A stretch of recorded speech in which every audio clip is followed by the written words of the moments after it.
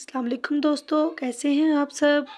آج ہم آپ کے لیے لائے ہیں بہت ہی کوئک اور فاسٹ دلیم کی ریسیپی، دلیم یا حلیم جو بھی آپ کہہ لیں۔ بہت ہی دانے دار اور ریشے دار حلیم بننے والی ہے ہماری۔ میں نے دالیں لی ہیں، ان کو مکس کر لیا ہے، مونگ، مسور، ماش اور گندم بھی میں نے لی، ساتھ چنے کی دال بھی ہے۔ تو گندم اس میں بہت ہی اچھے لگتے ہیں مجھے، تو میں نے 4 انگریڈینٹ لیے ہیں۔ آج میں آپ کو 4 انگریڈینٹ کے ساتھ حلیم بنانا سکھاؤں گی۔ میں نے ایک کڑھائی لی ہے، اس میں نے آئل ڈال لیا ہے، 1.5 کپ کے قریب آئل ہے۔ لہسن ادرک کا پیسٹ لوں گی، اس کو ہم ساتھ ہی میں نے جو بوائل کی ہوئی چکن ہے اس کے میں نے موٹے موٹے ریشے کیے ہیں وہ ڈال لوں گی، اور ساتھ ہی میں نے حلیم کا مسالہ رکھا ہے اپنے پاس وہ ایڈ کروں گی، اور ان کو اچھی طرح سے میں میڈیم ٹو ہائی فلیم پہ میں ان کو اچھی طرح سے بھونوں گی۔ جہاں جہاں مجھے لگے گا کہ یہ نیچے لگ رہی ہے یا کچھ مطلب اوور کوک ہو رہی ہے تو میں اس کو تھوڑا تھوڑا پانی ڈال کے ان کو پکاؤں گی، اچھی طرح سے میں ان کو پکاؤں گی، کیونکہ حلیم کا جو سارا اصل ٹیسٹ ہوتا ہے وہ اسی مسالے سے بنتا ہے۔ اس کی بنائی بہت اچھی ہونی چاہیے، اور کوشش کیا کریں کہ ریسیپی فالو کیا کریں جس میں ایک ہی برتن کے اندر کمپلیٹ ریسیپی تیار ہو جائے۔ تو دیکھیں ہمارا مسالہ تیار ہو رہا ہے، جو میں آپ کو بتا رہی ہوں جس طرح جو ریسیپی ایسی آپ نے پہلے نہ کبھی دیکھی ہوگی نہ سنی ہوگی، تو یہ بہت ہی اچھی بننے والی ہے۔ فل ریسیپی دیکھنی ہے، اینڈ تک دیکھنی ہے۔ تو یہ 4 انگریڈینٹ ہے، 4 انگریڈینٹ میں فل ریسیپی بنے گی، تو یہ بہت ایزی ہونے والی ہے۔ تو دیکھیں ہمارا مسالہ بھن رہا ہے کتنی اچھی طرح سے، کلر دیکھیں اس کا ماشاءاللہ سے کتنا اچھا آ رہا ہے۔ تو جو میں نے چکن بوائل کیا تھا اس کا میں نے یخنی پھینکی نہیں، وہ میں نے رکھی ہے، وہ بھی ہم اسی میں ایڈ کریں گے تاکہ چکن کا ٹیسٹ فل اس کے اندر آئے۔ دیکھیں ہمارا تیار ہو چکا مسالہ، اب میں اس میں ڈالوں گی وہ جو یخنی تیار کی تھی وہ، اور ساتھ میں ایکسٹرا پانی ایڈ کروں گی تاکہ ہماری جو دالیں ہیں، کیونکہ میں نے دالیں لی ہیں میں نے ان کو گرینڈ کیا ہے، دالیں میں نے گرینڈ کر کے بھگو کے رکھ لی تھی، تو وہ دالیں بھی میں ساتھ اس کے ایڈ کروں گی۔ تو جب ہم وہ دالیں ایڈ کریں گے اس میں تو چمچ ہم نے مسلسل ہلانا ہے، چمچ کو ہم نے 1 سیکنڈ کے لیے نہیں چھوڑنا جب تک بوائل نہ آ جائے، اور بوائل آنے کے بعد بھی ہم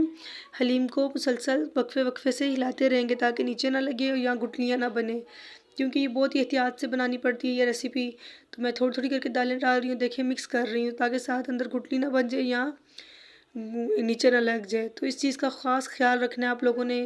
یہ بناتے ہوئے حلیم کے نیچے نہ لگے۔ دوسری بات ہے کہ اس کا دیکھنا ہے، کوک کرنے کا ٹائم دیکھنا ہے، یہ جیسے پک جائیں گی، اگر کچی لگی ہمیں تو پانی بوائل کروں گی میں، یا گرم پانی کر کے آپ رکھ لیجئے گا، تو ساتھ ساتھ وہ بھی ایڈ کرتے رہنا ہے۔ جیسے آپ کو گاڑی ہوتی فیل ہو یا آپ کو لگے کہ ابھی بھی کچا پن ہے اس میں، تو تھوڑا تھوڑا پانی ہم ایڈ کر لیں گے تاکہ ہماری دالیں اچھی طرح سے پک جائیں، کچا پن نہ اس میں رہے۔ اگر میں دوسری طرح سے بناتی، دالیں پہلے ڈالتی کرتی پھر ہمیں گھوٹنا اس میں بعض بھی بہت تھک جاتے ہیں، تو یہ بہت ہی ایزی ریسیپی ہے، بہت زیادہ فل دیکھیے گا، اینڈ تک دیکھیے گا، اپنا فیڈ بیک بھی شیئر کیا کریں میرے ساتھ تاکہ مجھے بھی پتہ چلے کہ آپ دیکھتے ہیں یا آپ کو اچھی لگ رہی ہے میری ریسیپیز۔ تو دیکھیں ہماری حلیم پک رہی ہے،